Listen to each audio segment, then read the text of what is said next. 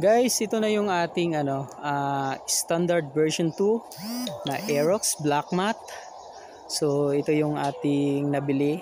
Hindi to siya isang guys, hindi siya installment dahil talagang inipunan ko to guys, dahil kahit na medyo mahal, mabigat sa bulsa, pero talagang inipunan ko dahil pag installment basis kasi guys, napakabigat sa bulsa at pero mga 3 years to pay.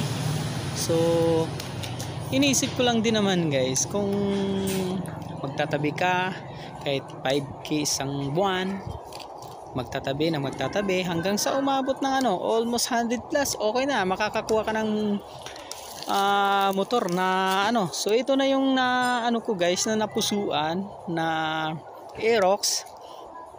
At kagandahan lang nito guys, maganda yung mga specs nya, talagang sporty ang dating. Hindi lang sa sporty ang dating guys, pwede siya sa mga malubak-lubak dahil napakalaki ang gulong. 110 by 80 ang gulong. Ayan, ang compartment nya ay kayang maglagay ng maramihang grocery, kaya ito yung napili ko na kunin dahil bukod sa maganda, medyo mababa ang presyo compare doon sa iba guys, sa ibang brands na hindi pa 123 pataas, hindi pa kompleto yung papel niya, hindi pa kasama sa process. Dito guys, sa pinagbilhan ko ay kompleto process na yan sa papel guys.